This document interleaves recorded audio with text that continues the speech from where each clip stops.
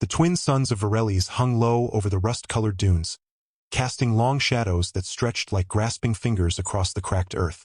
Dust swirled in lazy spirals, kicked up by the occasional gust of wind that carried the scent of ozone and burnt metal, a lingering reminder of the war that had raged across this desert planet for nearly 3 cycles. In a modest dome house built from salvaged alloy and heat-resistant polymer, nestled between 2 jagged mesas, lived a human named Joran. He wasn't a soldier anymore, not officially. Once part of the Terran peacekeeping corps, he'd traded his plasma rifle for a hydroponic garden and a quiet life after the ceasefire. But peace on Vorthol was fragile, like glass balanced on a blade's edge. Joran had grown used to the silence, the hum of solar panels, the occasional chirp of sand crickets at dusk. He liked it that way, until the day he heard the scream. It wasn't human. It was high-pitched, desperate, and laced with fear. A sound that clawed at something deep in his chest. He dropped the irrigation hose he'd been fixing and sprinted toward the ridge behind his home, boots kicking up red dust. What he saw froze him for a heartbeat. A tiny figure, no taller than his waist, running barefoot across the scorching sand. Blue skin shimmered under the twin suns, white hair streaming behind like a comet's tail. She was clutching a small, glowing orb to her chest, eyes wide with terror. Behind her, 3 armored raiders, mercenaries from the fringe clans who didn't care about ceasefires, advanced with pulse rifles raised. Joran didn't think. He never did in moments like this. He yelled, "Hey, over here!" and waved his arms like a madman. The raiders turned, startled. The child stumbled, fell, then scrambled behind a boulder. That was all the time Joran needed. He charged, unarmed, shouting curses in 3 languages, drawing their fire like a magnet. The first shot hit him in the shoulder, hot, sharp, like being slammed by a freight hauler. He kept running. The second tore through his side. He staggered but didn't stop. By the 3rd, 4th, and 5th, his vision blurred, his legs turned to lead. He collapsed 10 meters from the boulder, face in the sand, blood soaking into the thirsty ground. He heard the 6th and 7th impacts like distant thunder, deep, wet thuds in his back. But by then, he was already slipping away. The last thing he saw before darkness swallowed him was the child peering over the rock, her wide, violet eyes shimmering with tears, her tiny hand reaching out as if she could pull him back. He didn't expect to wake up. But wake he did 3 days later, in his own bed, wrapped in bio-bandages that pulsed faintly with healing nanites. His back screamed with every breath, his mouth tasted like burnt circuitry, and his head throbbed like a drum. Sunlight filtered through the dome's tinted panels. He tried to sit up, groaned, and fell back. That's when he saw them. Outside his front viewport, standing in perfect formation under the pale morning light, were 7 figures. Tall, armored, imposing. Their exosuits gleamed silver blue, etched with intricate glyphs that shimmered like starlight. Helmets retracted, revealing faces that matched the child's. Smooth blue skin, high cheekbones, luminous violet eyes, and long, flowing white hair braided with threads of gold. They weren't just soldiers, they were elite. The kind you saw in Holos during planetary summits, guarding royalty or high counselors. And they were all kneeling, not standing guard, not observing, kneeling, heads bowed. Fists pressed to their chests in the Vortholian gesture of deepest reverence. Kael'Vora, the oath of blood debt. Joran blinked, convinced he was hallucinating from pain meds. But no, their armor bore the sigil of House NYR, that's one of the oldest and most powerful dynasties on Vorthol. And at their center stood the child. She wore a simple tunic now, no longer running for her life but standing tall, though she couldn't have been more than 6 standard years old. Her name, he would later learn, was Lirven NYR, that's Princess of the Azure Spires, heir to the Sky Crown, and sole survivor of an assassination attempt that had wiped out her royal escort during a diplomatic pilgrimage. She stepped forward, bare feet silent on the sand, and placed her small palm against the dome's transparent wall. Her eyes met his through the barrier, no longer terrified, but filled with a gravity far beyond her years. Behind her, the elite warriors remained motionless, as if carved from moonstone. Joran managed a weak cough. You okay?" he rasped, voice raw. Lirven nodded slowly. Then, with the solemnity of a judge delivering a verdict, she said, "You took 7 bullets for me. On Vorthol, that is not just bravery. That is soul-binding." He didn't understand then, not fully, but over the next few days, as healers from the Azure Spires arrived with humming medpods and nutrient tonics that tasted like crushed stardust, He began to piece it together. In Varelian culture, to save a life, especially a royal one, at the cost of your own was the highest act of honor. Created a bond deeper than blood, older than law. And because he'd done it for a child, without knowing her station, without expectation of reward, that made it sacred. The healers worked miracles. Within a week, Joran could walk without wincing.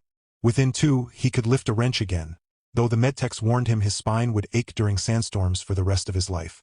He didn't mind. He'd survived worse. What he didn't expect was the constant presence of Lirven. She visited every day, bringing strange fruits that glowed faintly in the dark, or tiny mechanical toys that unfolded into singing birds. She spoke in a soft, musical voice, often mixing Varelian phrases with broken Terran slang she'd picked up from old data chips. "You are Sharvak," she told him once, while watching him fix a leaky condenser. "It means heart of iron, but also stubborn fool." Joran laughed and winced. "I'll take it."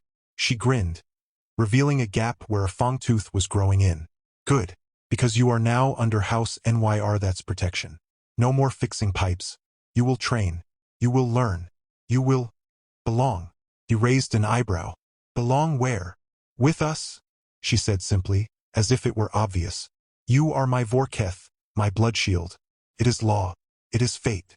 Joran wasn't sure how he felt about fate. He'd spent years running from it, from the war, from command, from anything that tied him down. But looking at Lirven, at the way her eyes lit up when he told stories of Earth's oceans, which she insisted must be liquid sky, he felt something shift inside him. Maybe it wasn't chains he was being offered. Maybe it was roots. Then came the night the raiders returned. Not the same fringe thugs, these were professionals. Black-armored, silent, moving like shadows through the dunes.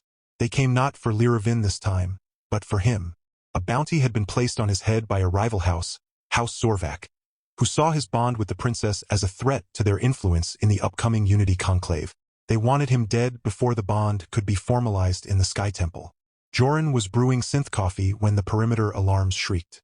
He dropped the mug, grabbed the pulse pistol he kept under the sink, old habits die hard, and shoved Lirven into the reinforced safe room. "Stay. Don't move. Don't breathe," he ordered. "But," she started. "No buts. You're a princess. Remember? Act like one." She glared but obeyed. Outside, the night was alive with muzzle flashes. 3 raiders scaled the dome's outer wall. Joran fired through the viewport, shattering one's visor. Another returned fire, melting a chunk of the dome's frame. Heat seared his cheek. He ducked, rolled, and came up firing again. His back burned like it was on fire, but he gritted his teeth. He wasn't dying in his kitchen. Just as a 4th raider breached the rear hatch, a silver-blue blur dropped from the roof. Commander Valen, Lirven's personal guard captain, landed like a storm, twin energy blades igniting with a hiss. He moved with lethal grace, cutting down 2 raiders before they could raise their weapons. The last one turned to flee, but froze as 7 more elite warriors emerged from the dunes, forming a perfect crescent around the dome. Their rifles hummed with charged plasma. The raider dropped his weapon. "Mercy," he whispered. Valen didn't grant it. With a single motion, he severed the man's comms implant, standard procedure for traitors. Then he turned to Joran, bowed slightly and said, "You fought well, Vorketh." Joran leaned against the wall, breathing hard. "Just doing my job." "You have no job," Valen replied, a rare smile touching his lips. "Only duty, and you have already proven yours." In the days that followed, the dome was fortified. Sensor drones patrolled the skies. Medtechs upgraded Joran's bio-bandages with combat-grade Regan weave. And Lirven, ever curious, began teaching him Varelian hand signs, useful for silent communication during sandstorms or ambushes. "You must learn the oath, can't?" she insisted one evening, sitting cross-legged on his floor while he polished his pistol. "It is how Vorketh swear loyalty." "I already saved your life," he said gently. "Isn't that enough?" She shook her head.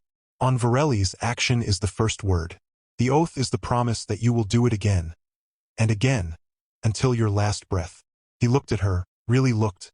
Not as a princess, not as a burden, but as a child who'd lost everything except her courage. And maybe, just maybe, a friend. "All right," he sighed. "Teach me." She beamed. The lessons were strange at first. Chanting under twin moons, pressing palms together while reciting vows in a language that felt like wind through crystal chimes. But slowly it began to make sense. The oath wasn't about servitude. It was about choice. Every day you chose to stand in front of the one you protected. Every day you chose to bleed for them if needed. Joran found he didn't mind that kind of choice. Then came the summons. A sky barge, sleek and silent as a thought, descended one morning, its hull reflecting the desert like a mirage. A herald in gold-trimmed robes stepped out, bearing a scroll sealed with the sky-crown sigil. The Unity Conclave was to begin in 7 days. All bonded Vorketh were required to present themselves at the Azure Spires for formal recognition and trial. Trial? Joran asked, frowning. Lirven's expression darkened. House Zorvak will challenge your worthiness. They will say a human cannot understand our ways, that you are temporary. And if they win, then the bond is broken, she whispered. And I am alone again. Joran said nothing, but that night, he trained harder than ever, sparring with Valen, learning to deflect energy bolts with a shield disc, memorizing the weak points in Zorvak armor. He didn't care about politics. He didn't care about crowns or councils. But he'd be damned if he let anyone make that little girl feel alone again. The journey to the Azure Spires took 2 days by skybarge. The city rose from the desert like a dream, towers of living crystal spiraling toward the heavens, bridges of light connecting them, waterfalls flowing upward into the clouds. It was beautiful and terrifying. At the base of the central spire, thousands gathered, aliens of every hue, diplomats, warriors, scholars. All eyes turned as Lirven descended the ramp, flanked by her elite guard, and Joran. Whispers followed him like ghosts. Human, outsider, 7 bullets. Some looked at him with awe, others with contempt. Inside the Hall of Echoes, a vast chamber where voices carried for miles, the High Council sat on floating thrones. At their center was Lirven's mother, Queen Silvora, regal and unreadable, her white hair woven with strands of living starlight. House Zorvak's representative, a gaunt, purple-skinned elder named Korzan, stepped forward. This human, he declared, voice dripping with disdain, has no lineage, no training, no right to bear the title Vorketh. He acted on instinct, not honor. Let him prove his worth, or be cast out. The queen's gaze fell on Joran. Do you accept the trial of ashes? Before he could answer, Lirven spoke. He does, and I stand with him. The crowd gasped. A princess was not meant to enter the trials. But the queen only nodded. So it shall be. The trial of ashes was held in the sunken arena, a circular pit where ancient warriors once dueled for glory. Now it tested more than strength. Tested heart. Joran faced 3 challenges. First, the maze of whispers, where illusions of his past tried to break him. Comrades dying in battle, orders he couldn't follow. The moment he chose to run toward gunfire instead of away. He walked through them all, murmuring, I'm not that man anymore. Second, the gauntlet of thorns, obstacle course lined with live plasma emitters.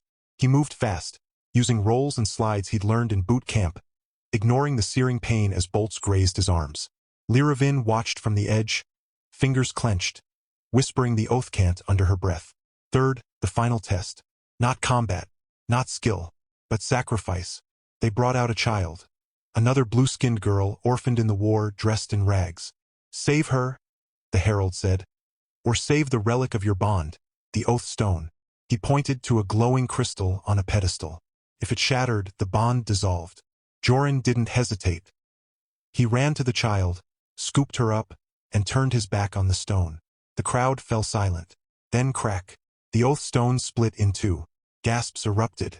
Korzan smirked. He fails. The bond is void. But Queen Silvora rose. No, she said, voice ringing like a bell. He passes. For the true test of a Vorketh is not loyalty to a symbol, but to a soul. The crowd erupted in cheers. Even some of House Zorvak's warriors bowed their heads. That night, under a sky thick with stars, Joran stood on a balcony overlooking the city. His back still ached. His hands were bruised, but his heart felt lighter than it had in years. Lirven joined him, holding 2 cups of steaming Ziwen tea. You did it, she said. I had help, he replied, taking a cup. She leaned against the railing, small and fierce.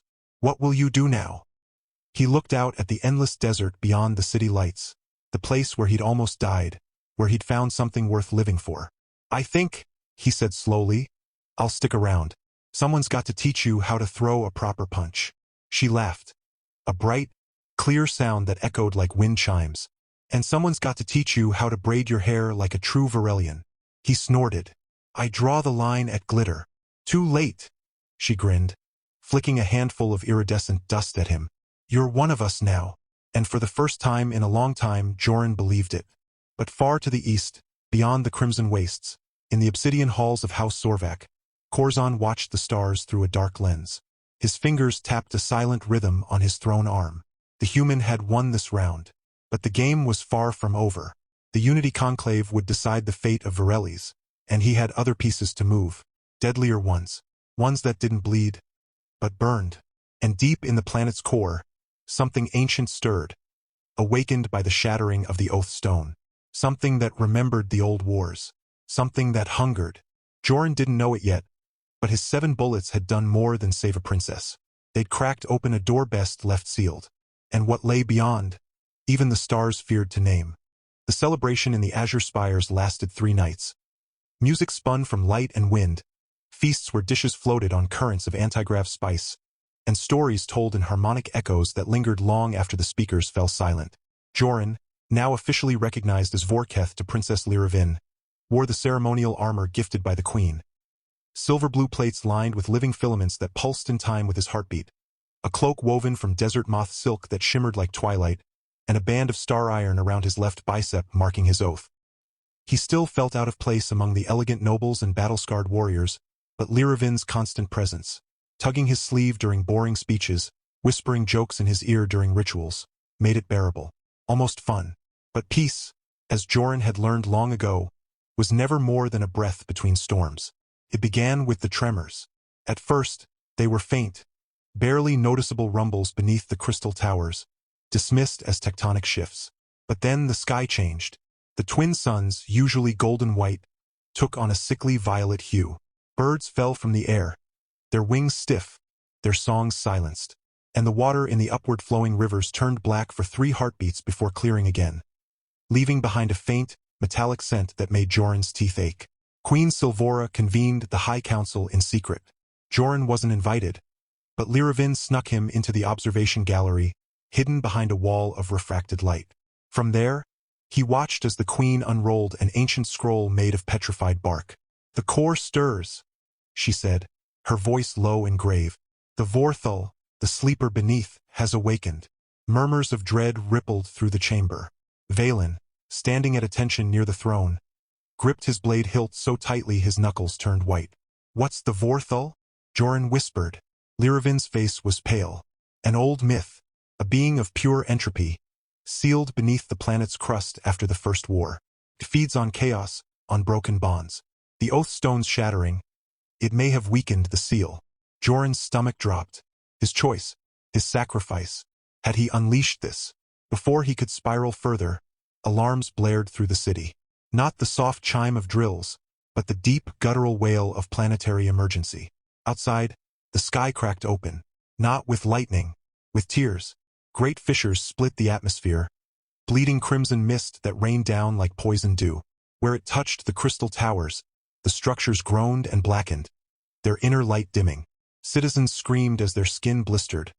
Not from heat, but from something deeper, something that unraveled their very essence. Then came the drones. Not Varelian, not Terran. Sleek, obsidian machines shaped like scorpions, hovering silently on antigrav fields, their tails dripping the same crimson mist. They moved with eerie coordination, targeting communication relays, power conduits, and, most chillingly, oath stones in noble households. Each shattered crystal sent a pulse of dissonance through the city, weakening the psychic lattice that held Varelis' reality stable. House Zorvak's banners appeared over the eastern ridge, not in retreat, but in alliance. Their war barges flew side by side with the Scorpion drones. Corzon hadn't just played politics. He'd made a pact. "He's using the Vorthol," Lirven breathed, horror dawning in her eyes. "He thinks he can control it, bend it to his will." "He's a fool," Joran growled. "You don't leash entropy. It consumes everything, including you." The queen ordered an immediate evacuation of the lower spires, but Lirven refused to leave. "The heart chamber," she insisted, Beneath the Sky Temple, there's a resonance key, the Lirven, that can reinforce the seal. But only a bonded pair can activate it. One of royal blood, and their Vorketh. Joran didn't hesitate. Then we go. They slipped through service tunnels lit by emergency bioluminescence. Valen and 2 elite guards flanking them. The city above groaned like a dying beast. Cracks spiderwebbed across walls. Gravity flickered, sometimes light, sometimes crushing. At one point, they passed a nursery where children huddled together, their white hair dull, their eyes hollow. One reached out to Joran. He paused, knelt, and pressed his star-iron band to her palm. A human gesture of comfort, but the filaments in his armor glowed softly, sharing warmth. The child smiled faintly. "Why do you care?" Lirven asked quietly as they moved on. "Because someone once ran toward gunfire for me," he said. "Even if I didn't see it." She looked at him, then nodded. No more words were needed. The heart chamber was a cavernous sphere at the planet's spiritual core. Walls lined with pulsing geodes, floor a mosaic of every oath stone ever forged. At its center floated the Lirven, a double helix of liquid light, humming with the planet's song. But the song was fraying, discordant. As Lirven stepped forward, the ground trembled violently. The ceiling split open and Corzon descended, not on a barge, but on a throne of black crystal carried by 4 corrupted drones. His purple skin was now veined with crimson, his eyes glowing with unnatural fire. "Too late, little Queen Ling," he sneered. "The sleeper answers to me now." He raised a hand, and the Lirven flickered, its light dimming. Lirven didn't flinch. "You don't command it, Corzon. It's using you, like a puppet with rotting strings." His face twisted in rage. "Then let it consume me. If it brings your house to ruin." He slammed his staff into the floor. The chamber shook. From the fissures in the walls, shadowy tendrils emerged, formless, hungry, whispering in 1,000 broken voices. The Vorthol's reach. Joran pushed Lirven behind him. "Get to the Lirven. I'll hold them off." "You can't fight entropy," she cried. "Maybe not," he said, drawing his pulse pistol and activating his shield disc. "But I can buy you time." What followed was chaos. Valen and the guards charged Corzon's drones, blades flashing. Joran fired into the shadows, each shot momentarily dispersing the tendrils. But they reformed instantly, faster each time. One lashed out, wrapping around his leg. Cold seared through him. Not physical pain, but a hollowing sensation, as if his memories were being siphoned away. He saw flashes. His mother's face, a childhood dog, the first time he held a rifle, all fading like smoke. "No!" Lirven screamed. She leapt onto the central platform, placing her palms on the Lirven. "Joran! The oath! Now!" He understood. Staggering, bleeding from the nose, he stumbled toward her. The tendrils followed, coiling around his arms, his chest. But he kept moving. One step, then another. He reached the platform, placed his hands over hers, and together, they spoke the oath chant. Not as ritual, but as defiance. "By blood spilled and breath shared, by silence kept and truth bared, I stand, not for crown nor for name, but for the soul I chose to claim. Let the dark come, let the sky break, my shield is love, my vow awake." The Lirven erupted. Light, pure, white, and blinding, flooded the chamber. The tendrils shrieked and recoiled. Corzon howled as the black veins on his skin burned away, leaving him raw and screaming. The drones collapsed, their cores shattering. But the Vorthol wasn't destroyed, only pushed back. The seal held, but barely. In the aftermath, Corzon was imprisoned in a null cell, his mind fractured by the backlash of broken communion. The scorpion drones vanished into the wastes. The crimson rain ceased. The twin suns returned to gold. Yet the planet remained wounded. Joran recovered slowly. The entropy touch had left scars, not on his skin, but in his mind. Sometimes he'd forget Lirven's name for a heartbeat. Sometimes he'd wake gasping, convinced he was back in the desert, bleeding out under twin suns. But Lirven never left his side. She brought him memory stones, crystals that replayed moments of joy.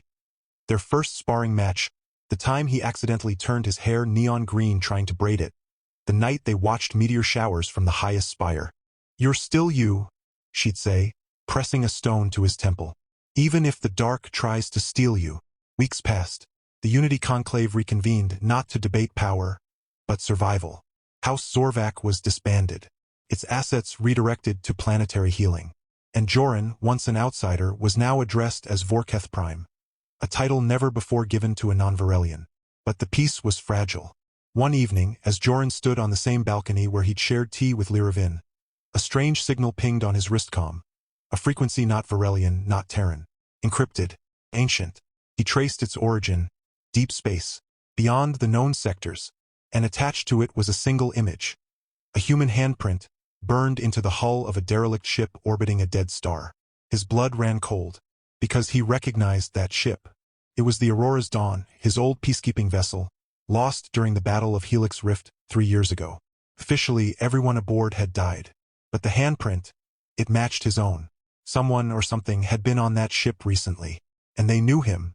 Before he could process it, Lirven appeared beside him, her white hair glowing in the moonlight. She saw the image. Her eyes narrowed. "Who is it?" she asked. "I don't know," Joran said, voice tight. "But they're coming." And far above, in the silent void between stars, a ship with no name and no registry dropped out of warp, its hull scarred, its engines humming a familiar human tune. Inside, a figure stood before a viewscreen, watching Vareli's grow larger. Blue-skinned, white-haired, but not Varelian. Their eyes were human, and they were smiling. The stranger's ship descended not with the silent grace of Varelian sky barges, but with the shuddering roar of old Terran thrusters, rusted, patched, and defiantly alive. It landed in the crimson wastes, far from the azure spires, as if its pilot knew better than to provoke panic. Joran insisted on going alone. Lirven refused. "You're my Vorketh," she said, strapping on her light armor gauntlets. "But I'm your princess, and I don't let my people walk into mysteries blind." Valen and a squad of elite guards followed at a distance, cloaked in thermal-dampening fields, just in case. The hatch hissed open, dust swirled, and out stepped a woman. She was human but altered. Her skin held a faint cerulean sheen, like moonlight on deep water. Her hair, once brown, now fell in silver-white waves, threaded with bioluminescent strands that pulsed softly with her breath. Her eyes, still human, still warm, locked onto Joran's. "Joran Vale," she said, voice rough but familiar. "Took you long enough to notice I was still breathing." Recognition hit him like a plasma bolt. "Captain Rhea Torin?" She grinned, the same lopsided smile he remembered from the Aurora's dawn. "Thought you'd forgotten me. But the Helix Rift, the explosion, we all died." She shook her head. "Not exactly. The blast threw us through a quantum fold, a rift the Varelians call the Shattered Veil. Most of the crew didn't make it, but I crashed on a dead moon orbiting a neutron star. Spent 2 years in cryostasis, drifting. Then they found me." "Who?" "The Elthari," she said, using a name Joran had only heard in whispers. "Legendary wanderers, ancient allies of the Varelians, said to live beyond the galactic rim. They healed me, enhanced me, gave me a second chance, and a mission." She stepped closer, her gaze flicking to Lirven. "I've been watching you, Joran, from afar. Saw you take those bullets. Saw you stand in the heart chamber. You didn't just save a princess. You reignited the bond between our species." Lirven studied her carefully. "You're not just human anymore." "No," Rhea admitted. "But I'm not alien either. I'm something new. And I'm not alone." She tapped her wristcom. From the ship's hold emerged 3 more figures, 2 humans, 1 Varelian, each bearing the same subtle fusion of biology and starlight. Survivors, reborn, ambassadors of a future no one had dared imagine. "The Elthari believe Vareli's is a nexus," Rhea explained. "A place where species don't just coexist, but converge." The Vorthol didn't awaken by accident. It sensed the shift, the possibility, and it feared it. Joran exhaled slowly. "So you're here to help us hold that possibility together?" "I'm here," she said, placing a hand on his shoulder. "Because you showed us it's worth fighting for." The return to the azure spires was not met with suspicion, but with awe. Queen Silvora welcomed Rhea and her crew not as outsiders, but as kin, proof that the old divisions were crumbling. In a ceremony beneath the twin suns, the Queen declared a new era, the Age of Convergence. Humans and Varelians would share knowledge, technology, and, most importantly, homes. Joran and Lirven stood at the center of it all. But their bond was changing, too. As Lirven grew, her wisdom deepening, her power blooming, she began to see Joran not just as her protector, but as her equal. And he, in turn, stopped seeing himself as a soldier who'd stumbled into fate. He was home. Years passed. The scars on Joran's back never fully faded, but they no longer ached. Instead, they shimmered faintly under moonlight, traced now with Varelian healing glyphs that pulsed in time with Lirven's heartbeat. Even when she was miles away, they built a new home. Not in the desert, not in the spires, but on the shores of the glass sea, where waves of liquid crystal sang lullabies at dusk. There, they raised children, 3 of them, each a miracle of convergence. Their eldest, Kaelin, had Joran's stubborn jaw and Lirven's violet eyes, and could speak 3 languages before he could walk. Their twins, Mira and Solin, inherited their father's humor and their mother's grace, often sneaking into the royal archives to reprogram the guardian drones into dancing partners. Joran taught them how to throw a punch, how to fix a hydro engine, and how to tell a good story. Lirven taught them the oath chant, the songs of the stars, and the quiet courage of listening before acting. And every evening, without fail, they walked the shore together, hand in hand, watching the twin suns dip below the horizon, painting the sky in gold and violet. One night, as their youngest asked why the stars blinked, Joran knelt in the warm sand and said, "Because they're watching over us, just like I watch over you." Lirven smiled, leaning into him. "And I over you." No wars came. No ancient horrors rose again. The Vorthol slept, its hunger soothed not by force, but by harmony. And in that quiet corner of the galaxy, on a planet once scarred by conflict, a human and a blue-skinned, white-haired alien built a life not of grand battles, but of small, perfect moments. Shared meals, laughter in the rain, bedtime stories, and the steady, unshakable promise that no matter what came, they would face it, together. For Joran had taken 7 bullets for a child. But in the end, she had given him everything. A family, a home, and a love as vast and enduring as the stars themselves. And that, he decided as he kissed Lirven under the singing sky, was more than enough.